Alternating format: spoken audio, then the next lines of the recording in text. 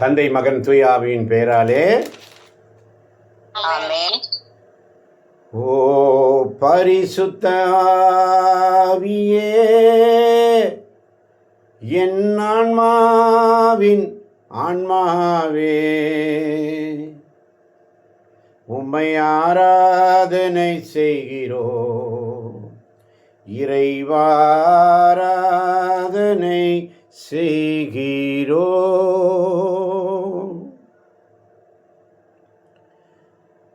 ஓ பரிசுத்த ஆவியே, என் ஆன்மாவின் ஆன்மாவே, உம்மை ஆராதனை செய்கிறோம். இறைவாராதனை செய்கிறோம்.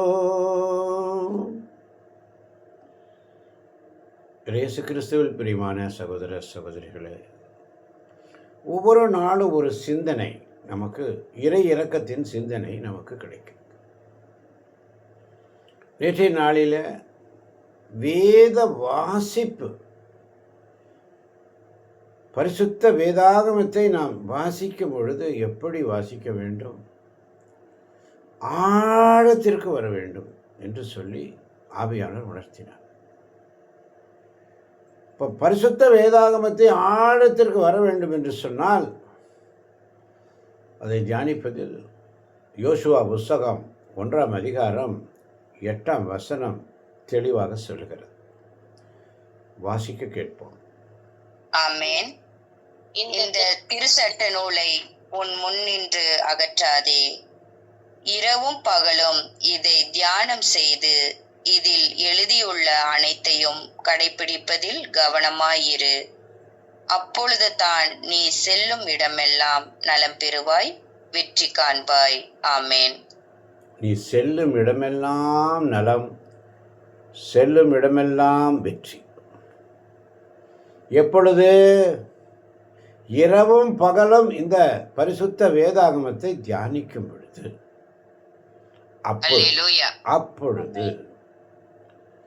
இந்த திருச்சட்ட நூலை, இந்த பரிசுத்த வேதாகமத்தை, திரு விவிலியத்தை உன் கண் முன் நின்று அகற்றாதே. ஆமென். எனி டைம் எனிவேர் பைபிள் முன்னாடியே இருக்கிற மாதிரி, உங்கள் வீட்டுக்குள்ளேயும் சரி, எங்கேயும் சரி. பெட்ரூமில் இருக்கிறியா, அங்கே இருக்கணும் பைபிள். ஹாலில் உட்காந்துருக்கியா, ப்ரேயரால் உட்காந்துருக்கிறியா, பீடத்தில் இருக்கணும் பைபிள். உன் பக்கத்தில் இருக்கணும், தலகாணி மாதிரி. அதுதான் நமக்கு பொக்கிஷம். அப்போ ஆண்டவர் அந்த பைபிள் நம்ம பக்கத்தில் இருக்கும்போது மாற்று சிந்தனைகளை கொண்டு வர மாட்டார். தேவையில்லாத சிந்தனைகள் நம்ம உள்ளத்தில் வராது. ஏன்னா ஆண்டோடைய வார்த்தை நம்ம பக்கத்தில் இருக்கு.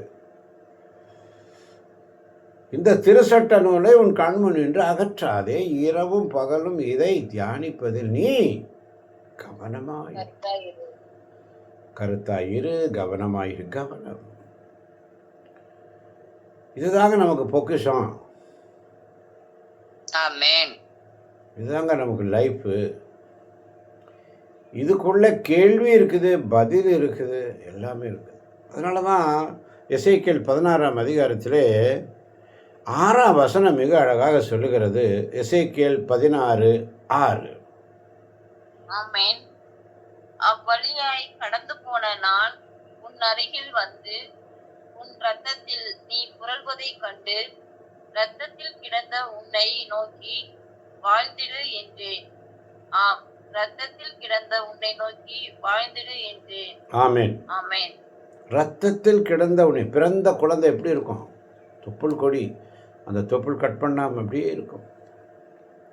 அந்த நேரத்தில் நான் உன் அருகில் வந்து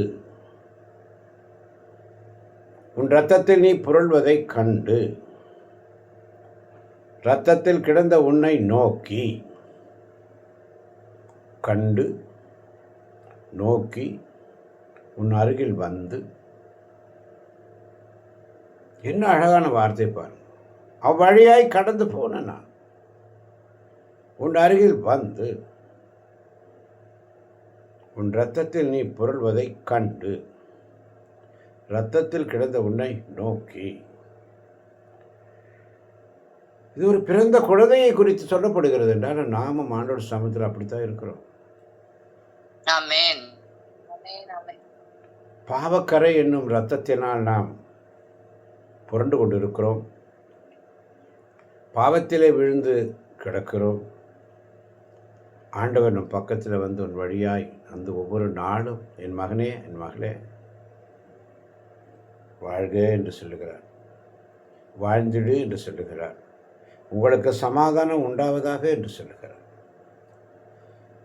சீடர்கள் கதவை பூட்டிக்கொண்டு பயந்து போய் அமர்ந்திருந்தார்கள்.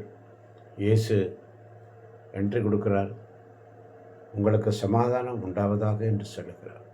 பயந்து போய் இருக்கிறாயா? உன் மனதிலே குழப்பத்தோடு இருக்கிறாயா? அவநம்பிக்கையோடு இருக்கிறாயா? இன்னைக்கும் பக்கத்தில் வந்து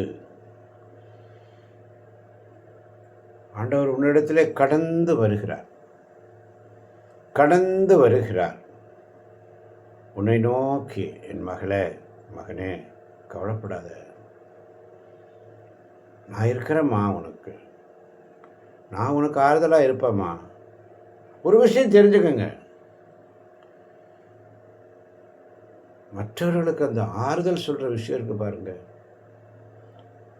காசு பணம் இல்லைன்னா கூட அது ஒரு ஆறுதல் வார்த்தை, நல்லாருமா, உனக்கு ஒன்றும் ஆகாதுமா, ஏதோ ஒரு சொல்கிறாங்க அப்படின்னா அது நடக்குமா, உடனே நடக்கும்னு சொல்லி பாருங்க, உங்கள் மனசுக்குள்ளே ஒரு சந்தோஷம் வந்துடும். அந்த சந்தோஷம் தாங்க மற்றவர்களை ஊக்குவிக்கும் பண்பு, மற்றவர்களை உற்சாகப்படுத்தி அவர்களுக்கு ஆறுதல் சொல்வது. இங்கே ஆண்டவர் நமக்கு ஆறுதல் சொல்கிறார். ஆனால் 5ஆம் வசனத்தில் ஆண்டவர் சொல்கிறார் பாருங்க, உன்னை இரக்கத்து 5ஆம் வசனம், ஆமென். உன்னை இரக்கத்துடன் கண்ணோக்கி உனக்காக வருந்தி இவற்றுள் ஒன்றையேனும் உனக்கு செய்வாரில்லை. ஆனால் நீ திறந்த வெளியில் எரியப்பட்டாய், ஏனெனில் நீ பிறந்த நாளிலேயே வெறுத்து ஒதுக்கப்பட்டாய். ஆமென். இவற்றை உனக்கு யாருமே செய்வாரில்லை. இவற்றுள் ஒன்றேனும் உனக்கு யாரும் செய்வார் என்று சொன்னால் எப்படி அனாதியாய் கிடந்த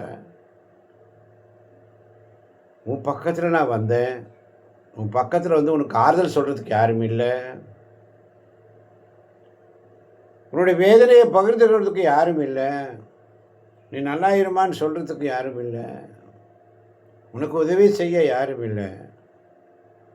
அந்த ஒரு சூழ்நிலை இருந்த உன்னை இரக்கத்துடன் கண்ணோக்கி உனக்காக நான் வருந்தி இவற்றில் ஒன்றையேனும் உனக்கு செய்வார் இல்லையே என்று சொல்லி, ஐயோ நீ பிறந்த நாளிலேயே வெறுத்து ஒதுக்கப்பட்டிருக்கிறாயே, இவற்றில் ஒன்றையேனும் உனக்கு யாரும் செய்வார் இல்லையே என்று சொல்லி உன்னை நோக்கி, என் மகளே இன்னைக்கு சொல்கிறார் ஆண்டவர், வாழ்ந்திடு என்று. உன் அழகான கண்கள் என்னை கண்டதாலே முடிந்ததென்று நினைத்த நான் உயிர் வாழ்கின்றேன். நீ திறந்த வெளியில் எரியப்பட்டாய், நான் உன்னை கண்ணோக்கி உனக்காக வருந்தி, உம்மழகான கண்கள் என்னை கண்டதாலே முடிந்ததென்று நினைத்த நான் உயிர் வாழ்கின்றேன். தூக்கி எறியப்பட்ட என்னை, தூக்கி எறியப்பட்ட என்னை வேண்டுமென்று சொல்லி அணைத்து கொண்ட நல்ல நேசரே, ஒன்றுக்கும் உதவாத என்னை காருண்யத்தாலே சேர்த்து கொண்ட நல்ல நேசரே, அழகான கண்கள் என்னை கண்டதாலே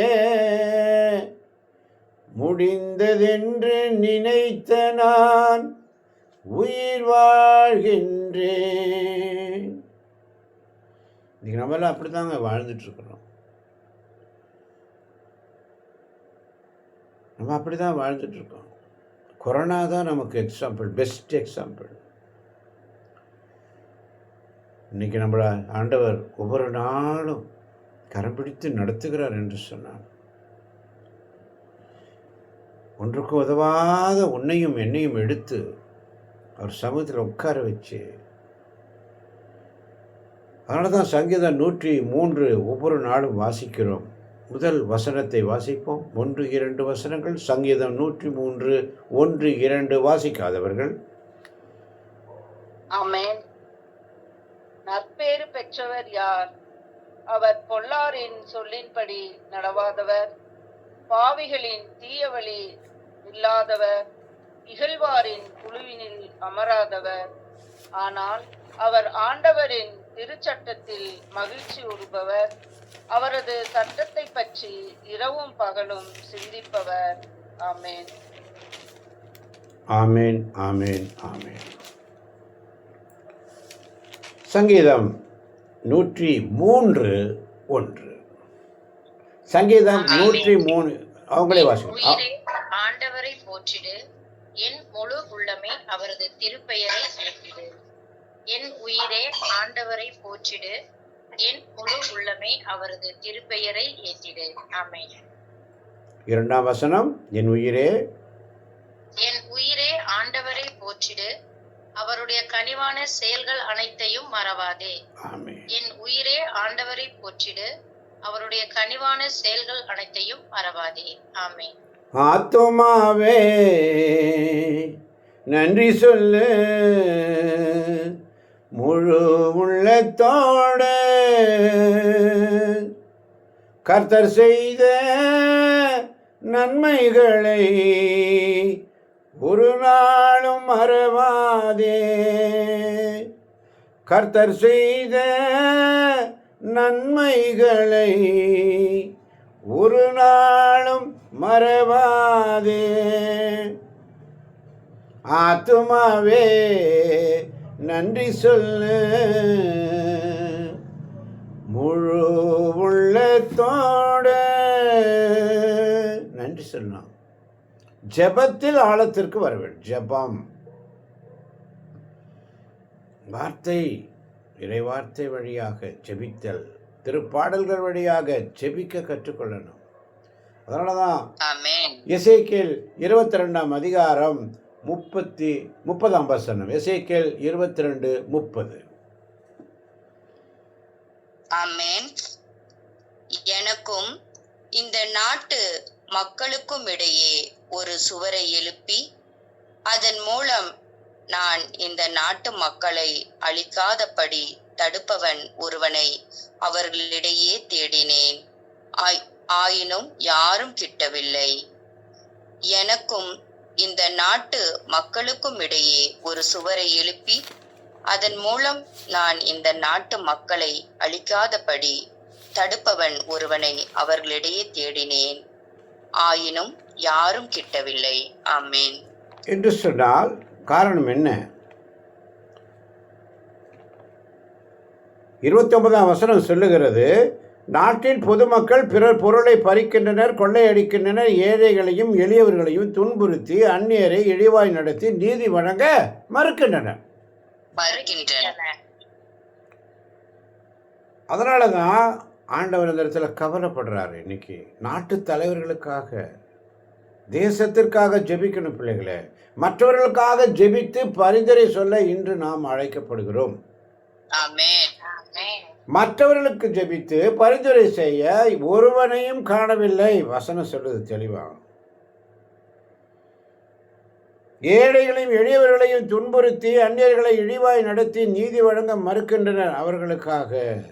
அதனால தான் எனக்கும் இந்நாட்டு மக்களுக்கும் இடையே ஒரு சுவரை எழுப்பி, பாதுகாப்பான சுவரை எழுப்பி, அதன் மூலம் நான் இந்நாட்டு மக்களை அழிக்காதபடி தடுப்பவன் ஒருவனை அவர்களிடையே தேடினேன், ஆயினும் யாரும் கிட்டவில்லை.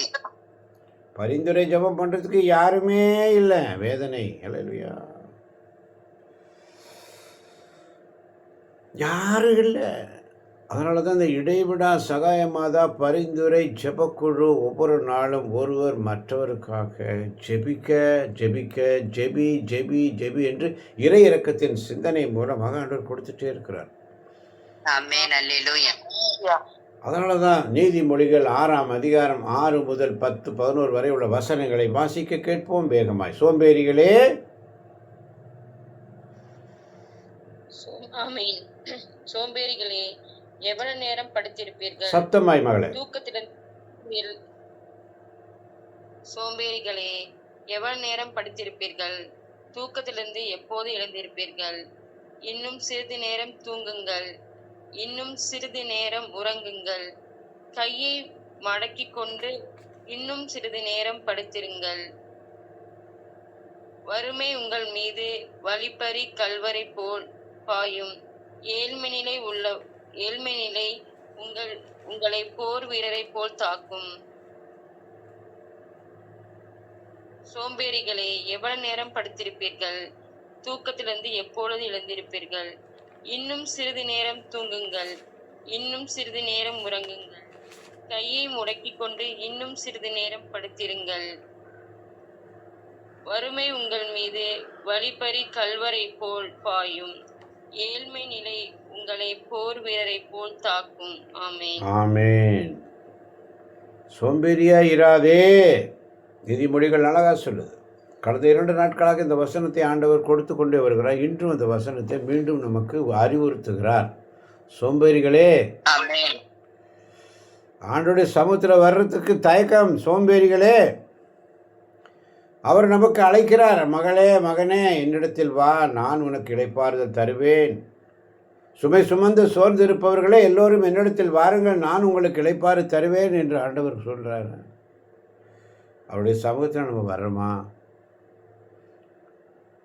அதுதான் இங்கே கேள்வி. எவ்வளவு நேரம் படுத்திருப்பீர்கள்? காலையிலேருந்து எந்திரிக்க முடியலையா? எவ்வளவு நேரம் படுத்திருப்பீர்கள்? தூக்கத்திலிருந்து எப்பொழுது எழுந்திருப்பீர்கள்? இன்னும் சிறிது நேரம் தூங்குங்கள். கையை முடக்கிக் கொண்டு இன்னும் சிறிது நேரம் படுத்திருங்கள். வறுமை உங்கள் மீது வழிப்பறி கல்வரை போல பாயும். ஏழ்மை நிலை உங்களை போர் வீரனை போல தாக்கும். படுத்து படுத்து தூங்கி தூங்கி தூங்காதே தம்பி, தூங்காதே. தூக்கத்தினால நிறைய பேர் கல்வியை இழந்துடுறோம், வேலையை இழந்துடணும், போக வேண்டிய இடத்துக்கு டைமுக்கு போக முடியல, எல்லா இடத்துலையும் அப்சென்ட். எளிமை நிலை, வறுமை நிலை. ஆண்டவர் இன்னைக்கு நம்மளெல்லாம் உற்சாகப்படுத்துகிறார். ஜெபத்தில் ஆழத்திற்கு வாருங்கள். ஜெபத்தில் ஆழத்திற்கு வாங்க. வேத வசனம் வாசித்தா மட்டும் பத்தாது. அதனால தான் யோசுவா 1:8 சொல்லப்பட்டிருக்குது, இரவும் பகலும் இதை தியானிப்பதில் கருத்தாயிரு, அப்பொழுதுதான் நீ செல்லும் இடமெல்லாம் வெற்றி, அப்பொழுதுதான் உனக்கு எல்லா பக்கமும் சக்சஸ். அவருடைய சமூகத்தில் எந்த நிலையில் இருக்கிறோம்? சிந்தித்து பார்ப்போம். ஜெபத்தில் ஆழத்திற்கு வர ஆண்டவர் நம்மை அழைக்கிறார். ஆமென். ஜெபத்தில் ஆழத்திற்கு வாருங்கள். அவர் தர அறிவுரை இதுதான். சோம்பேறியா இருக்காதம்மா. அதனால தான் 1 தீமோத்தேயு 2ஆம் அதிகாரம் 1-2 வசனங்கள் மிக அழகாக சொல்லும். 1 தீமோத்தேயு 2ஆம் அதிகாரம் 1-2 வசனங்கள்.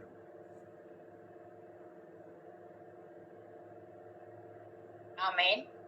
அனைவருக்காகவும் மன்றாடுங்கள், இறைவனிடம் வேண்டுங்கள், பரிந்து பேசுங்கள், நன்றி செலுத்துங்கள். முதலில் நான் உங்களுக்கு தரும் அறிவுரை இதுவே: இறைப்பற்றும் கண்ணியமும் நிறைந்தவர்களாய் தொல்லையின்றி அமைதியோடு வாழ அரசர்களுக்காகவும் உயர் நிலையிலுள்ள எல்லா மனிதர்களுக்காகவும் மன்றாடுங்கள். அனைவருக்காகவும் மன்றாடுங்கள். அனைவருக்காகவும் மன்றாடுங்கள். இறைவனிடம் வேண்டுங்கள். இறைவனிடம் வேண்டுங்கள். பரிந்து பேசுங்கள். பரிந்து பேசுங்கள். நன்றி செலுத்துங்கள். நன்றி செலுத்துங்கள்.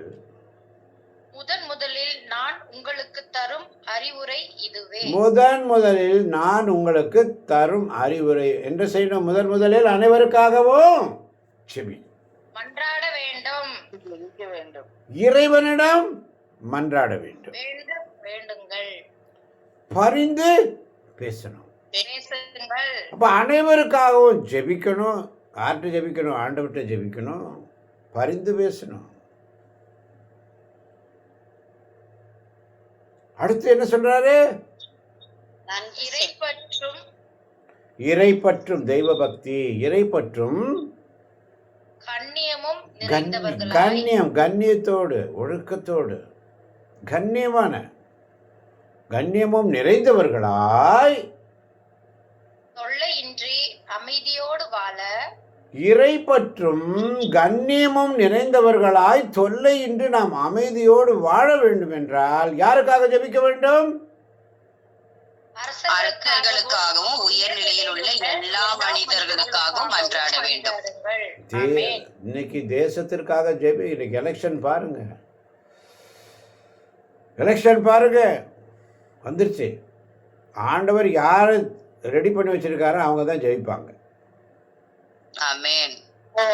யார் எங்க என்ன சொன்னாலும் அதெல்லாம் நடக்காது. அவருக்கு ஒரு பிளான் உண்டு. அந்த பிளான்ல அவங்க தான் ஜெயிப்பாங்க. அப்ப நம்ம என்ன செய்யணும்? நல்ல நாட்டு தலைவர் அவங்களுக்காக ஜெபிக்க வேண்டும். அவ்வளவுதான்.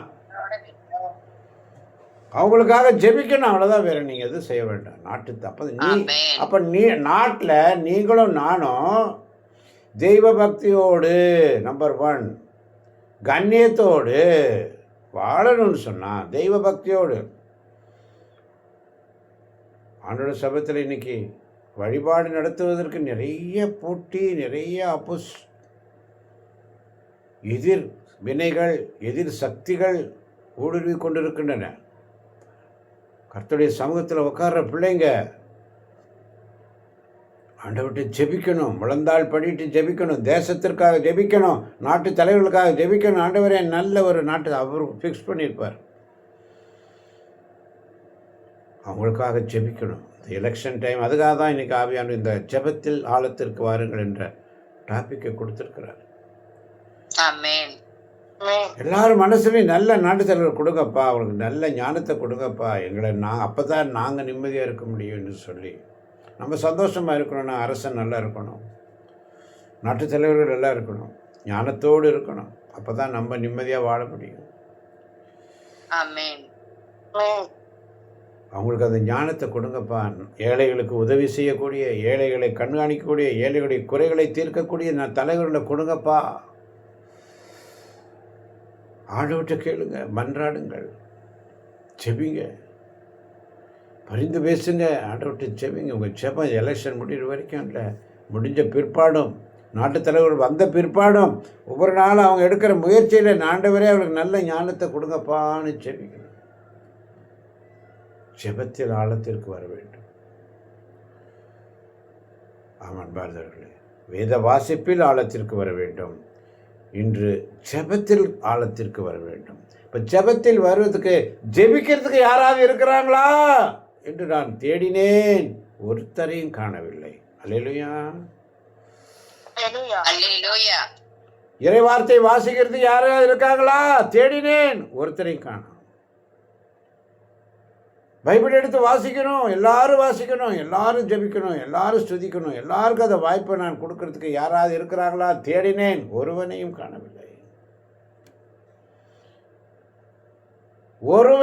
ஒருவன் கூட அவர்களிடையே காண. அதனால தான் எசேக்கியேல் 22:30 ரொம்ப அழகாக சொல்லப்பட்டிருக்கிறது. மீண்டும் ஒரு முறை எசேக்கியேல் 22:30 வாசிப்போம். ஆமென். எனக்கு இந்த நாட்டு மக்களுக்கும் இடையே ஒரு சுவரை எழுப்பி அதன் மூலம் நான் இந்த நாட்டு மக்களை அழிக்காதபடி தடுப்பவன் ஒருவனை அவர்களிடையே தேடினேன். ஆயினும் யாரும் கிட்டவில்லை. ஆமென். ஆமென். ஜனங்களுக்காக பரிந்து பேசுகிற நல்ல மக்களை, ஜெபிக்கிற பிள்ளைகளை நான் தேடினேன், ஒருத்தரும் கிடைக்கலையேன்னு சொல்லி. அதனால தான் இடைவிடா சகாயமாதா குழுவில் உங்களை எல்லாம் ஆண்டவர் பை நேம் சூஸ் பண்ணியிருக்கார். நீங்கள்லாம் பை நேம் செலக்ட் பண்ண உங்கள் மற்றவர்களுக்காக ஜெபிக்கிற இந்த குழுவில் எவ்வளவு அற்புதங்களை ஆண்டவர் செய்தார்.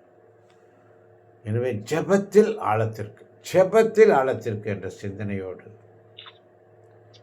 ஆத்துமாவே நன்றி சொல்லு முழு உள்ளத்தோடு, கர்த்தர் செய்த நன்மைகளை ஒரு நாளும் மறவாதே.